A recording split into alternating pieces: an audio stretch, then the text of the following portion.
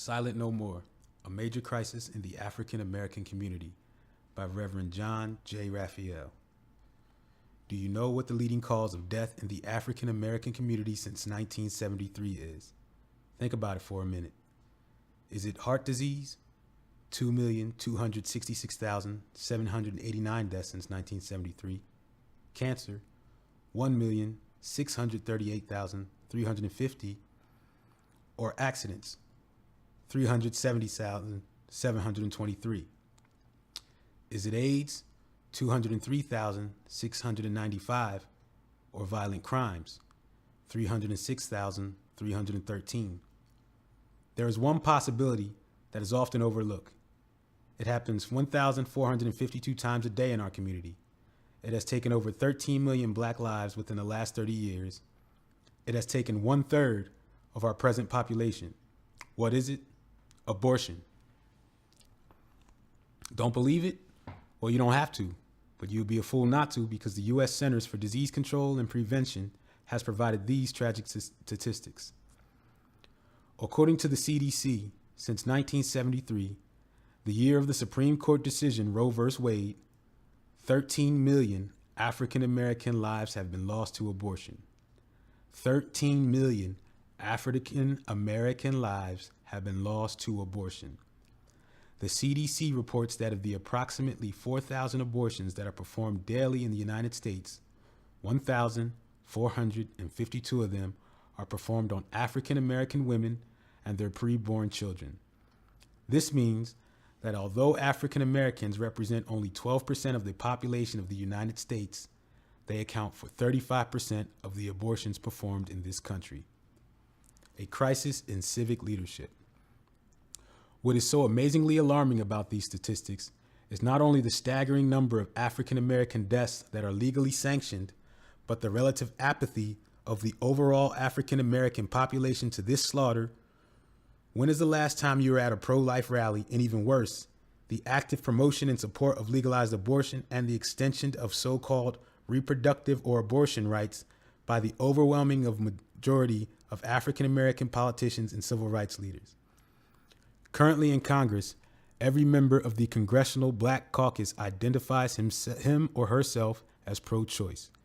Because of the peculiar mix of race and politics in America in general, and especially in Washington, D.C., on the political level, respect for life concerns and legislations have been, and large, cast as a one-party issue. The result is that today there are no African American voices raised in defense of the unborn in our nation's federal legislative branch. The same folks who profess to fight for the interests of African Americans in healthcare, educational, and employment opportunities, voter registration, affirmative action, and all those other areas of civic life for which early civil rights pioneers fought so hard, have abandoned the cause of justice in reference to respect for the lives of innocent and defenseless preborn African Americans. They have sided with those who use the Supreme Court decision, Roe v. Wade, to deny a whole class of persons the right to exist. The irony here is especially tragic since the Constitution of the United States sanctioned slavery and the 3/5 Clause, which relegated Africans in America to the status of chattel slavery. It was the Supreme Court that continued to support this same constitutional depersonalization and the consequent second-class status of people of African descent through two infamous decisions, namely Dred Scott, which upheld the fugitive slave law, and Plessy v. Ferguson, which affirmed the Jim Crow system of segregation in the South.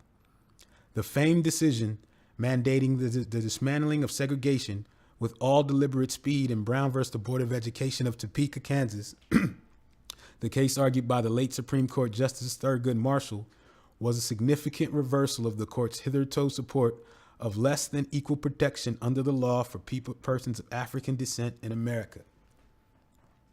This abandonment by major black leaders of the newest unprotected class, the preborn, was made painfully clear in January of 2004 when Reverend Al Sharpton, who is seeking the national nomination for the presidency of the United States, addressed the National Abortion Rights Action League at a pro-choice American dinner in Washington, D.C.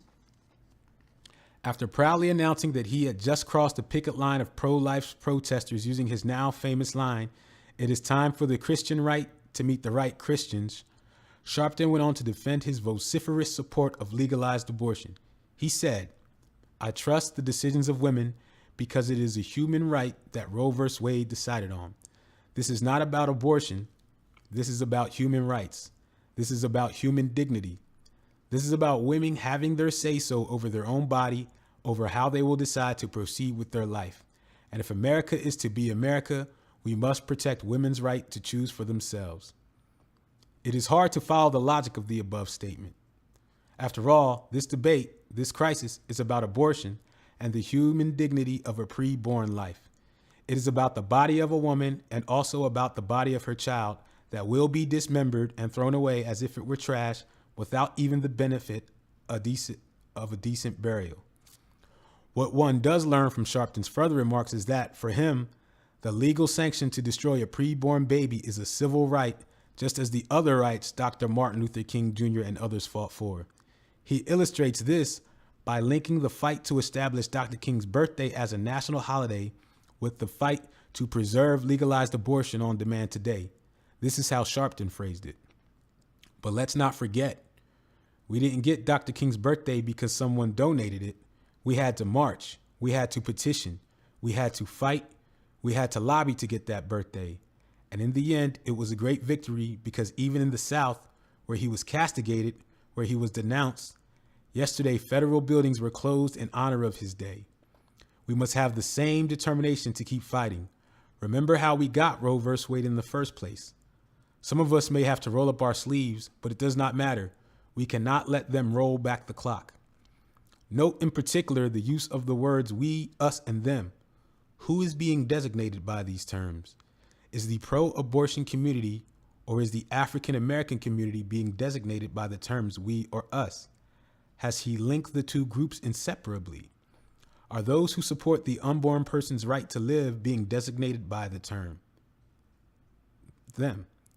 If the defenders of unborn lives are them, then Sharpton's is a particularly perverted understanding of civil rights. However, this speech is a classic example of the rhetoric employed by many national African American political and social leaders in support of a practice that is the cause of the greatest number of African American deaths in this country. Have we lost our traditional respect for life? How can it be that the African American community, so long noted for its traditional love and respect for human life, in spite of great hardship, injustice, and struggle, has now become so receptive to the wanton destruction of human life through abortion? I do not intend to exhaustively answer this question, but I would like to point out a few influential factors. A major cause is the reality that African Americans, like all other Americans, have been subjected to and influenced by the shrill and deceptive campaign of abortion advocates for over 30 years. By now, most are familiar with the phrases such as a woman's right to choose, or a massive cells, or a termination of a fetus. We have become so familiar with these terms that we really don't examine what they mean anymore. Should we re-examine them? We might find that they say, or more accurately don't say, everything they represent. Pro-choice. For starters, why does the phrase pro-choice immediately call to mind the issue of abortion? Almost every time we read an article or hear a report about an abortion-related issue, we hear the phrase pro-choice. Is there any inherent and exclusive connection between the terms choice and abortion? We have been conditioned to think and to speak in this manner. The truth is that choice equally applies to all issues. The question about being for or against choice can be applied to various issues. For example, is it morally permissible to be pro-choice on slavery? What about segregation? Can I be pro-choice on wife beating or rape? If being pro-choice is good enough for abortion, why not for these and other controversial issues? Is abortion, the destruction of a prenatal human life, less significant, less serious, less offensive than these other issues which presuppose a living person and a violation of that person's dignity? What about the choice itself? What is being chosen? In the other areas mentioned above, simply being pro-choice is not good enough. One must take a stance. There is something wrong with being pro-slavery. There is something wrong with being pro-segregation, pro-wife beating, and pro-rape. Isn't there something wrong with being pro-abortion? There, I said it, pro-abortion. Do you notice that we don't hear that phrase too often, although we get its contrary anti-abortion foe all the time? But that is exactly what the pro-choice crowd is for, even those who are personally opposed to it. Recall all those people in the years leading up to the Civil War who are personally opposed to slavery, didn't even own any, but unwilling to impose their moral and religious convictions on those in states where slavery was legal. They were pro-choice on slavery, invoking states' rights to justify their non-participation in the struggle to abolish slavery, as the slave states invoked the same to justify their commitment to the institution of slavery. So we need to know what the choice is about if we're going to be honest about determining the moral quality of the choice. Usually, that information is withheld from the public, and especially from the mother who is contemplating an abortion. It is typically withheld from her parents, boyfriend, and friends who are encouraging, if not coercing her to get rid of her baby. Here are a few descriptions of procedures used corresponding to the 3 trimesters during which an abortion is legal. Yes, in the United States, a baby can be aborted up to the moment of birth. Suction aspiration, first trimester. A suction tube is inserted into the mother's womb. The suction and cutting edge dismember the baby while the hose sucks the body parts into a collection bottle. Dilation and evacuation, D&E, second trimester, 24 plus weeks. A forceps is used to grab parts of the baby and then tears the baby apart. The baby's head must be crushed in order to remove it because the skull bone has already hardened. Dilation and extraction, also known as DX, or partial birth abortion, used well into the 3rd trimester as late as 32 weeks old. The abortionist reaches into the mother's womb, grabs the baby's feet with forceps, and pulls the baby out of the mother except for the head. The abortionist then jams a pair of scissors into the back of the baby's head and spreads the scissors apart to make a hole in the baby's skull. The abortionist removes the scissors and sticks a suction tube into the skull to suck the baby's brain out. The baby's head is crushed, and the abortionist pulls the baby's body out the rest of the way. These are some of the choices made by or supported by those who are pro-choice. These are the deadly choices made by the doctors and other practitioners in the abortion industry who make a living off the babies they kill. A child, not a choice. But is it a baby that is being killed or just a bunch of cells? In one sense, the answer depends on whom you ask. Ask any expectant mother, and she will tell you about the baby in her womb, not the fetus, zygote, or mass of cells. As soon as she finds out that she is pregnant, her thoughts go to the new life living within her and all the plans, hopes, and aspirations that accompany that experience. Doesn't change in the circumstances of pregnancy, namely unwanted, unplanned, or inconvenient pregnancy, change the nature of the life within the mother's womb. We hear much of viability, i.e. the baby's ability to survive outside the mother's womb. Is it true that for most of the pregnancy, a baby is not viable outside the mother's womb, but neither is a child already born that viable without the constant input of human care? Viability does not constitute a change, is the essential nature of the preborn child. Each of us who engages this discussion today, regardless of the side we are on, was once non-viable in many ways. At no point during the biological process that began when that particular sperm donated by our biological fathers fertilized that particular egg donated by our biological mothers was there ever a possibility that we, who are the results of that process, should turn out to be dogs, rabbits, or anything other than human beings. Today's medical and scientific knowledge clearly affirms the integral human characteristics of the preborn much earlier in the prenatal process than ever thought before. Even in the earliest stages, and keep in mind that most women are not even aware of being pregnant until several weeks after conception, when much development has already taken place, but even in the earliest stages, a biological process has begun that terminates in humanity. If every person were to trace her origin as a human being back to its roots, the journey would lead her to her mother's womb. I was I on the day I was conceived, and I am still I today. Margaret Sanger, Planned Parenthood, and you. Planned Parenthood. Sadly, just about every teenager, and these days even preteens, knows all about this organization. That's where you can get condoms and birth control pills if they don't already distribute these at your local public school. That's also where a girl can go to get an abortion. In some states, this can be done by teens without parental notification. This was the case in September when a teenage girl died after taking the RU486 abortion pill she received from a Brazos Valley Planned Parenthood clinic. Planned Parenthood espouses a philosophy that encourages young people to have so-called safe sex. The only irresponsible behavior from their point of view is uncontracepted sex. Planned Parenthood is where parents, and in their place sometimes without their knowledge, school officials, who have failed to teach their children the virtue of chastity, take the same children to stock them up on the means necessary to be sexually active with the least amount of immediately detectable consequences. This alone is enough to make one eschew this organization, but that is not all that can be said about this group. Planned Parenthood not only provides contraceptions such as Norplant and Depo-Provera, by the way, many of these contraceptions are abortifacients in their secondary function. If they fail to prevent the fertilization of the egg by the sperm, they then function in such a way as to prevent the conceptum, the earliest stage of human life, from attaching to the uterine wall, hence causing its demise. Planned Parenthood is also the largest single abortion provider. Quite disturbing is the fact that the overwhelming number of its clients are located in predominantly minority neighborhoods. This is disturbing, but it is not surprising when one examines the life of the founder of Planned Parenthood, Margaret Sanger. Despite being once headed by an African-American woman, Faye Waddleton, the origins and foundational philosophy of Planned Parenthood are steeped in the worst kind of racism. Margaret Sanger associated with and was sympathetic to a number of open racists and eugenicists, but you don't have to take my word for it. Here is how openly pro-choice African-American commentator Julianne Malveaux describes Sanger in an article for www.womensnews.org.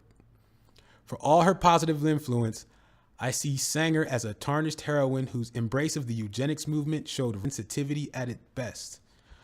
From her associates, as well as from some of the articles that were published in Sanger's magazine, The Birth Control Review, it is possible to conclude that racially insensitive is too mild a description. Indeed, some of her statements taken in or out of context are simply racist, and she never rebuked eugenicists who believed in improving the hereditary qualities of a race or breed by controlling mating in order to eliminate undesirable characteristics and promote desirable traits.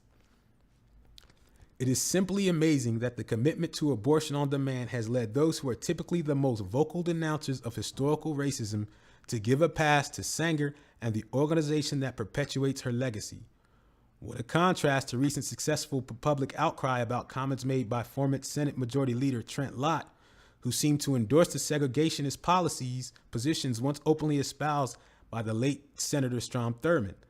Lott had to go despite a public apology, but Sanger remains, for Malveaux and others sharing her position, a heroine. Especially offensive is the fact that many African Americans support Sanger and Planned Parenthood, even though she was the inspiration behind the so-called Negro Project. African American columnist Deborah Simmons commented on a paper written by Tanya Green, The Negro Project, Margaret Sanger's Eugenic Plan for Black America, in the Washington Times on February 8, 2002. She wrote, Sanger and a precursor to Planned Parenthood, the Birth Control Federation of America, decided to turn their attention to black folk. They devised a plan for an experimental clinic that Sanger said would reduce the birth rate among elements unable to provide for themselves, and the burden of which we are all forced to carry, writes Tanya L. Green, author of The Negro Project, Margaret Sanger's Eugenic Plan for Black Americans. Sanger convinced black ministers, doctors, and teachers, including NAACP co-founder W.E.B. Du Bois and others who straddled the upper echelons of black America, that so-called family planning programs, including abortion hush-hush, were a good thing. Blessedly, not all were so easily convinced. After holding a mass meeting on Sanger's behalf at the hugely popular and powerful Abyssinian Baptist Church in Harlem, many blacks sensed the undercurrent of eugenics. In fact, the Reverend Adam Clayton Powell Sr., whose son succeeded him in Abyssinian's pulpit and later became a congressman, was an advisor to Sanger and her band of population controllers, and took considerable criticism for his role in allowing that awful woman in his church. Ms. Green writes, eventually the Urban League took control of the clinic, an indication that the black community had become ensnared in Sanger's labyrinth.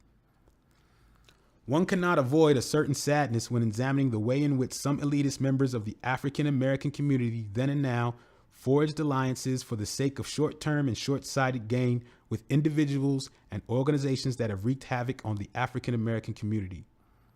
The alliance is even more powerful today and more open. The Religious Coalition for Reproductive Choice is a coalition of predominantly African American Christian organizations and churches that are dedicated, among other things, to protecting a woman's right to choose. Sexual and reproductive freedom are presented under the guise of novel interpretations of Scripture, which ultimately negate the teaching of Scripture as it is faithfully passed on through teaching of the Catholic Church and other tradition-minded Christian bodies concerning the sanctity of human life and the sacredness of sex within the context of heterosexual, monogamous, lifelong, and fruitful marriage. This predominantly Christian organization has as affiliates groups such as Clergy for Choice. They specifically target African American youth at their annual Black Church Initiative conference held every summer at the Howard University Divinity School, where they provide information about and access to contraceptives and abortion services with the blessing of participating pastors. The spirit of Margaret Sanger and the work of her brainchild, Planned Parenthood, continue to destroy the physical and moral fabric of the most vulnerable members of the African American community, sadly with the assistance of some of our very talented minds. Two very difficult circumstances. Some may be saying, all this is true, but in the real world, things are far more complicated. You don't know what it's like to be in difficult straits and having the fears and burdens of a pregnancy. You have not addressed the case of a woman impregnated through rape or a woman whose life is threatened by her pregnancy. I agree that there is a difference between theoretical discussions of issues such as abortion and real-life crisis. However, that doesn't mean that there is no relationship between the two. In fact, it is the application of the theoretical truths to the real-life crisis that will ultimately bring about the best result. These two situations are often mentioned as possible exceptions when legalized abortion should be allowed. The context is obvious. A rape is a horrible thing. The thought of a woman being violated in that manner is sickening to any sane human being. So it seems to follow that a pregnancy caused by a rape would be a further complication of an already horrific situation. All of this is true, but does it follow that the right and the best solution is killing of the baby conceived through this horrible act? Let us identify what is offensive about rape. It is a violation of a woman's body. It is a violation of her will. It is a violation of her dignity. It leaves her wounded physically, emotionally, psychologically, and spiritually. Because she is a human being, she has a right to be respected and protected from such intrusive behavior on the part of another. But if you look closely at these reasons, don't most of them apply to the child as well? This application does not diminish the effect this has on a woman. True, the conceived child is not capable at this point of experiencing the emotional, psychological, and spiritual damage as the woman does, but the violation of the child's physical integrity, which is the source of all that will one day enable him or her to experience the other dimensions of life, is just as radical.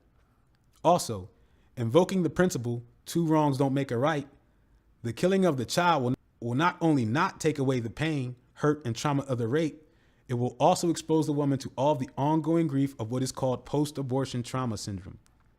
Professionals who work in post-abortion counseling have chronicled the ongoing struggles of women who have aborted babies and in some cases years later still have recurring crises connected to the guilt and pain they experience as a result of the abortion. In addition to post-rape trauma, post-abortion trauma will be added to the woman's burden. Another question must be raised here, namely, should the child be required to pay with its life for a crime committed by another? None of us has anything to do with determining the circumstances of our conception. Is my life more valuable than the life of another person's simply because we were conceived under different circumstances? Is my potential any greater? Have not the children of privilege often squandered their advantages and the children of want excelled in the face of overwhelming adversity? Is not adoption the far better option?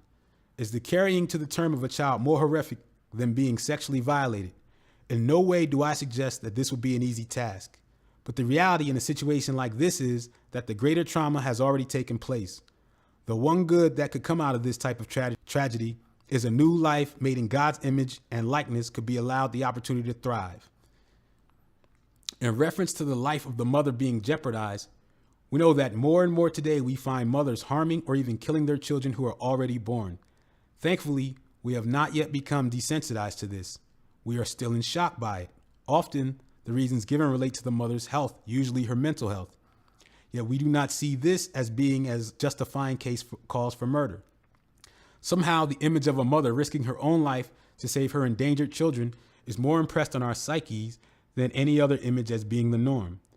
Parenthetically, it is worth mentioning that when health or life of the mother exception clauses are inserted into legislation regulating abortions, very subjective criteria such as mental anguish can be invoked to justify an abortion.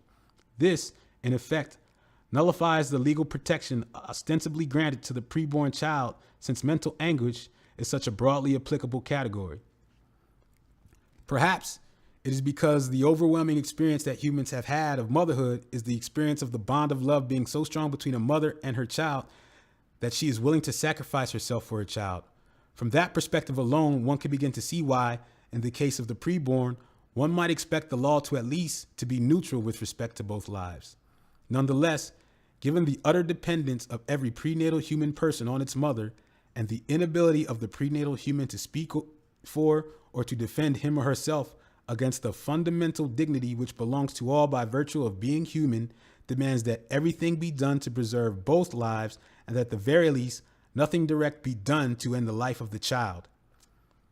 Bad news and good news. What is being done? Up to this point, I have attempted to address this issue to as wide as an audience as possible. Hence, I have not made many very explicit arguments from the teachings of the church, although the church's proclamation of the gospel of life permeates every line of this essay. The reason for this approach is that it is necessary to emphasize over and over again that the respect for life issue is not partisan, nor is it sectarian. It is a human issue. That being said, as people of faith, especially as people of Catholic faith, we know that the church has a great treasury of wisdom to offer humanity concerning the authentic good of the human person and the path to be chosen to achieve that good. Though I have addressed any person who is willing at least to consider the arguments put forth, the truth remains that the most complete solution to the problems addressed are ultimately found in the revelation given to us in Jesus Christ. The famous words of the Second Vatican Council: the truth is that only in the mystery of the incarnate Word does the mystery of man take on light, are most relevant and revelatory here. If we as people, an African American people, a Christian people, a Catholic people, are going to make the difference that our baptism demands of us, then arming ourselves with all the intellectual and spiritual tools needed for battle, we must be willing to commit ourselves to bearing witness, literally becoming martyrs for the gospel of life. Note I say, battlesome don't like this terminology unless it applies to those on the other side of the political or racial divide, because in the words of St. Paul, Ephesians 6:12, we wrestle not against flesh and blood, but against principalities, against powers, against the rulers of the darkness of this world, against spiritual wickedness in high places. The name of the enemy destroying our mothers, children, and families is Legion. Are we up to the challenge? It seems that right now the jury is out. Mixed signals at times are coming from various parts of our community, even our African American Catholic community. For instance, Reverend Al Sharpton, whose views on abortion I treated in the beginning of this essay, was invited to preach the homily during a Sunday morning mass at St. Sabina's Catholic Church in Chicago, Illinois. Despite the fact that this was a violation of canon law, which allows only a bishop, priest, or deacon to preach the homily during mass, despite the possible violations of current regulations governing the tax-exempt status of churches, and despite a long-standing diocesan prohibition on the use of Catholic facilities by pro-abortion advocates, Sharpton was allowed to deliver a highly charged speech that acknowledged his pro-abortion views during the clergy liturgy of the Mass, the ultimate sacrifice for life. In attempting to justify the invitation extended to Sharpton, the pastor of St. Sabina's was quoted by the Chicago Sun-Times as saying, "He is going to talk about civil rights and black history." The problem, however, is that we know from Sharpton's narrow speech given the previous month that for him to assess to abortion is a civil right. Disappointingly, no African American Catholic voices were publicly raised in protest of this debacle. This flaunting of the church's clearly stated teachings concerning respect for life can only serve to deceive and mislead Catholic people even further than many already are. Thanks be to God, there is also good news to report. One example is the foundation and the activity of the National Black Catholic Apostolate for Life, inaugurated by Father James Good, the National Black Catholic Clergy Caucus, and the Franciscan Solid Ground Ministry, with the support of the late John Cardinal O'Connor of New York and the Office of Black Ministry of the New York Archdiocese.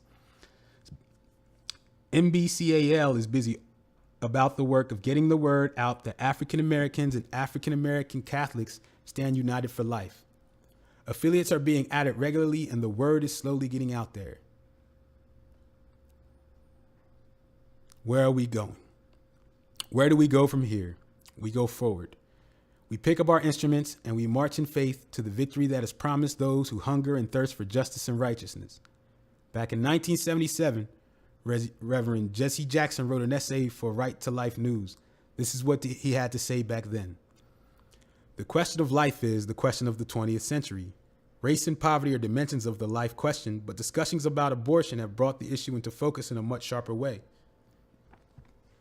How we will respect and understand the nature of life itself is the overriding moral issue, not of the black race, but of the human race. The question of abortion confronts me in several different ways. First, although I do not profess to be a biologist, I have studied biology and know something about life from the point of view of the natural sciences.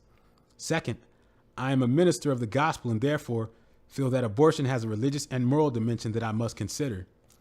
Third, I was born out of wedlock and against the advice that my mother received from her doctor, and therefore abortion is a personal issue for me. From my perspective, human life is the highest good, the summum bonum. Human life itself is the highest human good, and God is the supreme good because he is the giver of life. That is my philosophy. Everything I do proceeds from that religious and philosophical premise. Another area that concerns me greatly, namely because I know it has been used with regard to race, is the psycholinguistics involved in this whole issue of abortion. If something can be dehumanized through the rhetoric used to describe it, then the major battle has been won. So when American soldiers can drop bombs on Vietnam and melt the faces and hands of children into a hunk of rolling protoplasm, and their minds say that they have not maimed or killed a fellow human being, something terribly wrong and sick has gone on in that mind. That is why the Constitution called us 3/5 human, and then whites further dehumanized us by calling us niggers. It was part of the dehumanizing process. The first step was to distort the image of us as human beings in order to justify that which they wanted to do and not even feel like they had done anything wrong. Those advocates of taking life prior to birth do not call it killing or murder, they call it abortion. They further never talk about aborting a baby because that would imply something human. Rather, they talk about aborting the fetus. Fetus sounds less than human and therefore can be justified. Back then, Reverend Jesse Jackson understood the issue and he knew it had to be done.